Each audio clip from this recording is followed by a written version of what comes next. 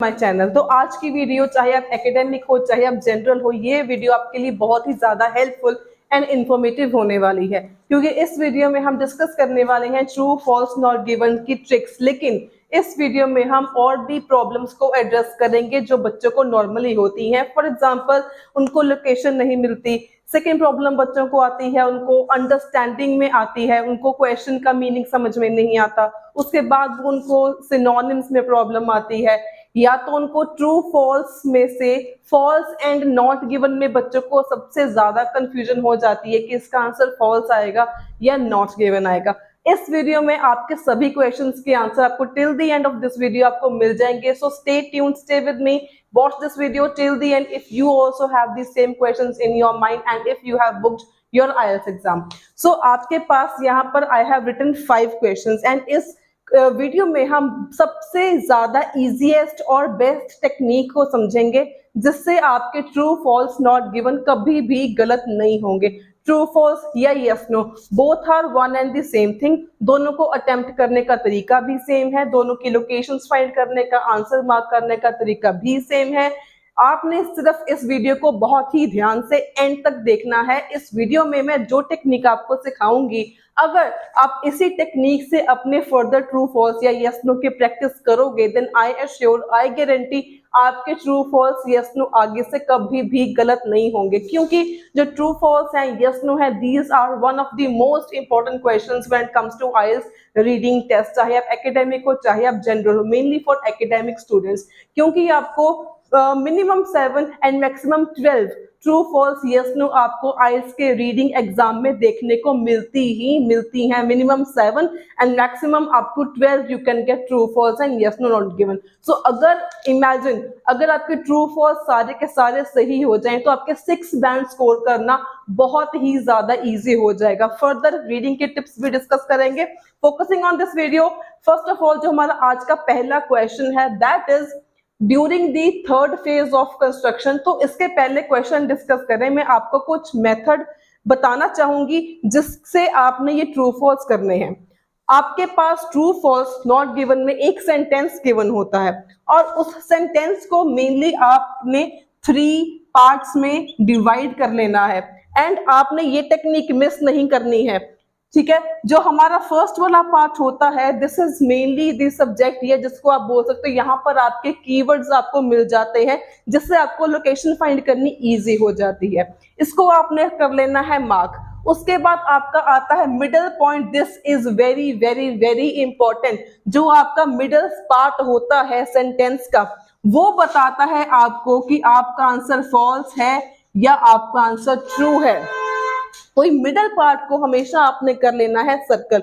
उसके बाद जो लास्ट पार्ट आता है, this is also called the object. इससे भी आपको कीवर्ड्स का, लोकेशन का आइडिया मिल जाता है।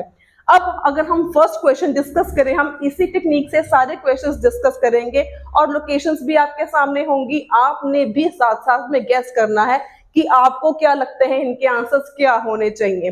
तो सबसे पहले जो हमारा क्वेश्चन है, during the third phase of construction sandstone slabs were placed in both the outer and middle area of the Stonehenge site। अब मैंने ये जानबूझ के डिफिकल्ट क्वेश्चंस लिए हैं ताकि आपको समझने में भी ज्यादा इजी हो कि मैंने इजी क्वेश्चंस नहीं उठाए, मैंने हार्ड डिफिकल्ट क्वेश्चंस उठाए हैं, उनको कैसे करना है। These are long sentences, long sentences के साथ हमने कैसे डील करना है।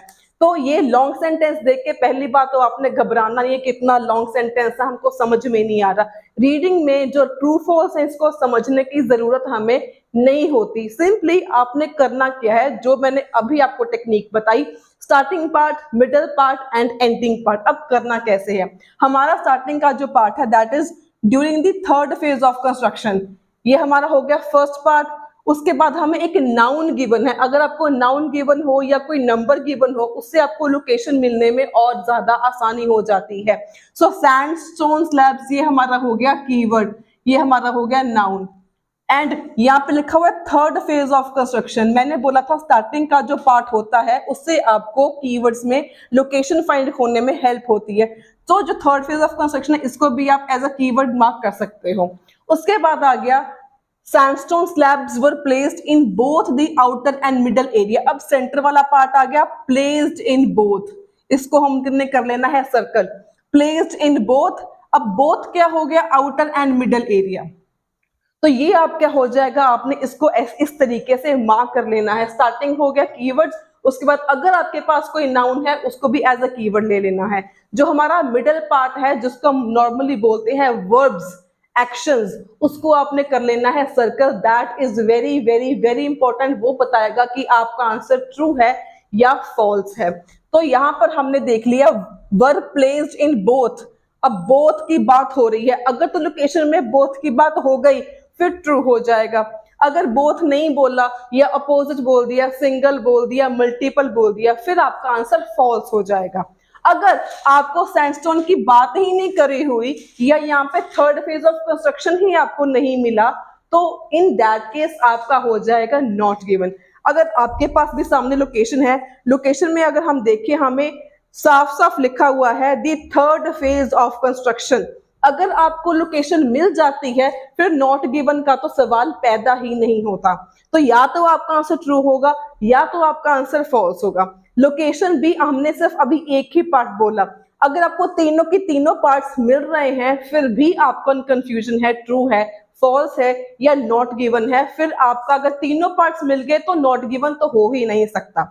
अगर अब लोकेशन में क्या लिखा हुआ है, the third phase of construction took place around 2000 BCE at this point. अब हमें सैंडस्टोन स्लैब्स भी मिल गया, known as the sarsens, were arranged in the outer crescent or ring. Some were assembled into the iconic three-piece structure called the trillion that stand tall in the center of the Stonehenge. अब आपको थोड़ा सा, अगर हमने long sentence था तो location में भी हमने आधा नहीं पढ़ना। कई बच्चे जल्दबाजी में आधा पढ़ के आंसर लगा देते हैं, हमने आधा नहीं पढ़ना, थोड़ा सा एक लाइन दो लाइन आगे रीड कर लोगे तो आपको अच्छे से आंसर करेक्ट मिल जाएगा। अब यहाँ पे हमें थर्ड फेज ऑफ कंस्ट्रक्शन भी मिल गया, सैंडस्टोन स्लैब्स भी हमें मिल गया, और हमें आउटर वर्ड भी आपके सामने है, वर अरेंज्ड भी है, आउटर भी है एंड सेंटर भी है। अब हमें क्या मिल गया, थर्ड फेज ऑफ कंस्ट्रक्शन भी हमें मिल गया, सैंडस्टोन स्लैब्स भी हमें मिल गया। यहाँ पर है प्लेस्ड, लोकेशन में क्या है अरेंज्ड, वो भी हमें मिल गया।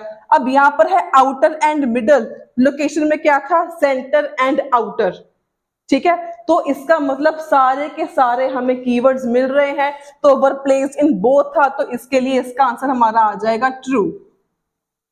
तो इस तरीके से आपने करने हैं, हम आगे भी प्रैक्टिस करेंगे, आगे भी और तरह के क्वेश्चंस हम देखेंगे।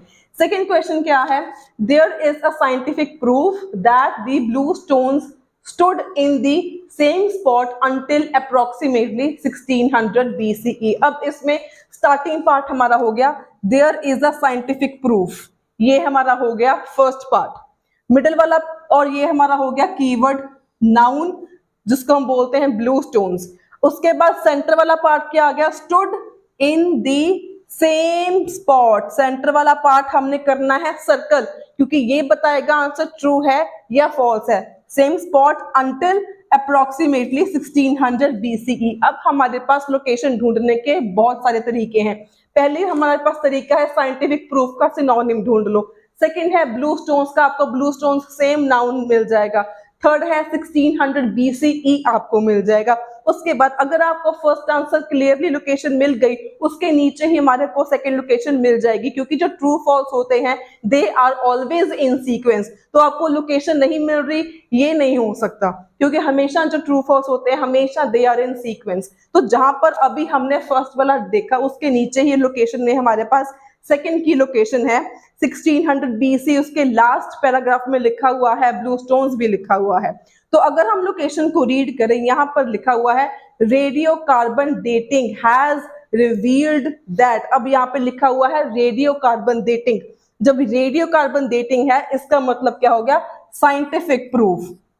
हैज रिवील्ड, रिवील्ड का मतलब हो गया हमारे पास proof, that work continued at Stonehenge until रफली 1600 BCE। यहाँ पे लिखा हुआ है अंटिल अप्रोक्सीमेटली 1600 BCE। तो हमें ये भी मिल गया, ये भी मिल गया, ये भी मिल गया। क्वेश्चन में क्या है अप्रोक्सीमेटली, लोकेशन में क्या है रफली।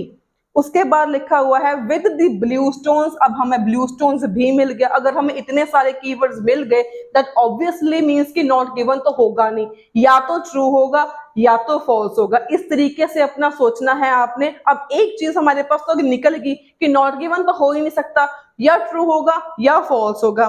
तो ऐसे आपको ढूंढना और भी ज्यादा इजी हो जाएगा, क्योंकि आपके पास सिर्फ ऑप्शंस ही 2 हैं, नॉट गिवन की ऑप्शन तो निकल ही गई है। आगे रीड करें, in particular being repositioned multiple times. यहां पर क्वेश्चन में है stood in the same spot, location में क्या है रीपोजिशन्ड मल्टीपल टाइम्स। तो आप भी गेस करो इसका आंसर क्या होना चाहिए। क्वेश्चन में था अभी एक ही जगह पर खड़ा रहा, बट लोकेशन में क्या है reposition multiple times. Multiple times का मतलब इटसेल्फ हो गया कि बहुत बार रीपोजिशन, उसकी पोजीशन चेंज करी गई बार बार। तो अब हमें इस वर्ड का मिल गया कॉन्ट्राडिक्शन, अपोजिट वर्ड मिल गया। सेंटर वाले वर्ड का अगर आपको अपोजिट मिल जाता है दैट मीन्स आपका आंसर क्या हो जाएगा, फॉल्स।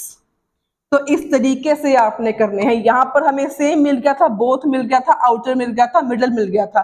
यहां पर stood in the same spot था, लोकेशन में क्या था रीपोजिशन्ड मल्टीपल टाइम्स। तो हमें जो मेन सेंटर वाला पार्ट होता है वो बताता है आपको फॉल्स है या ट्रू है। अब अगर नॉट गिवन की बात करें, नॉट गिवन तब होता है अगर आपको हल्की सी भी इंफॉर्मेशन मिसिंग हो। अगर आपके खुद के माइंड में आ रहा है कि हमें सारी बात तो करी हुई है लेकिन ब्लू स्टोन्स की बात नहीं करी हुई, या ब्लू स्टोन्स की जगह सैंडस्टोन की बात करी गई, सैंडस्टोन स्लैब्स की बात करी गई। सपोज यहाँ पे होता सैंडस्टोन स्लैब्स, सपोज कर लो यहाँ पर सैंडस्टोन स्लैब्स होता, ठीक है। तो और बाकी सारा क्वेश्चन सेम है, लोकेशन भी आपकी सेम है, सिर्फ मैंने क्या कर दिया ब्लू स्टोन्स की जगह मैंने कर दिया सैंडस्टोन स्लैब्स कर दिया। अब बताओ आपका आंसर क्या होता। इन दिस केस आपका आंसर हो जाता नॉट गिवन। रीजन आपका नाउन ही चेंज हो गया। अगर नाउन चेंज हो गया या नाउन मिसिंग है, इन दैट केस आपका आंसर होता है नॉट गिवन। इसको हम अपोजिट नहीं मानते, इसको हम मिसिंग इंफॉर्मेशन की कैटेगरी में मानते हैं, राइट। तो अगर हम अगला क्वेश्चन देखें, नेक्स्ट क्वेश्चन क्या है, John Aubrey's claim about Stonehenge was supported by 20th century findings. तो यहां पर क्या है हमारे पास जो मेन कीवर्ड्स हैं, John Aubrey's claim about the Stonehenge, ये हो गया आपका स्टार्टिंग वाला पार्ट। मिडिल पार्ट क्या हो गया, वाज सपोर्टेड, लास्ट हो गया बाय 20th सेंचुरी फाइंडिंग्स। अब कीवर्ड्स आपको क्या मिल जाएंगे, जॉन आब्रे मिल जाएगा, 20th सेंचुरी मिल जाएगा, और मिडिल वाला पार्ट क्या है, वाज सपोर्टेड। अगर सपोर्ट किया गया है तो ट्रू, अगर सपोर्ट नहीं किया गया तो फॉल्स, राइट। अब कई बार ऐसा होता है कि आपको सिंगल लाइन में आंसर नहीं मिलता, आपको थोड़ा सा आगे रीड करना पड़ता है। तो इन दैट केस इस क्वेश्चन में भी आपने कैसे करना है, जैसे लोकेशन आपके सामने है, in the 17th century archaeologist John Aubrey made a claim. अब जॉन आब्रे ने क्लेम किया था 17th सेंचुरी में, उसने क्या क्लेम किया था स्टोनहेंज के बारे में, यहाँ पर डिटेल में लिखा हुआ है। उसके बाद नीचे 3rd 4th लाइन में लिखा हुआ है, however in the mid 20th century radio carbon dating ने स्टोनहेंज के बारे में क्या क्लेम किया। तो इन दिस मैनर आपका एक सेंटेंस में लोकेशन नहीं कवर होती, एक पूरे पैराग्राफ में आपकी लोकेशन कवर हो रही है। तो आपने जल्दबाजी नहीं करनी कि 17th सेंचुरी की बात करी है 20th की बात नहीं करी तो इसका आंसर नॉट गिवन, ऐसे नहीं करना, थोड़ा सा आगे भी आपने रीड करना है। अब यहाँ पे आंसर क्या होगा, आपको जॉन आब्रे की स्टोनहेंज की क्लेम के बारे में बता दिया। अब 20th सेंचुरी उसको सपोर्ट किया कि नहीं किया ये कैसे पता लगेगा, यहां पर लिखा हुआ है हाउएवर।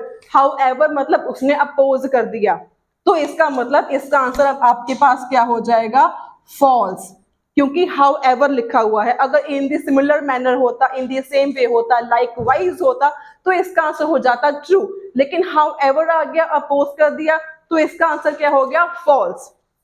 तो नेक्स्ट जो क्वेश्चंस है मैं आपको समझा दूंगी, लोकेशंस आपको बता दूंगी, इनके आंसर्स आपने बताने हैं कमेंट सेक्शन में, ट्रू है, फॉल्स है या नॉट गिवन है। सबसे जो पहला क्वेश्चन है, objects discovered at Stonehenge seem to indicate that it was constructed by a number of different groups of people.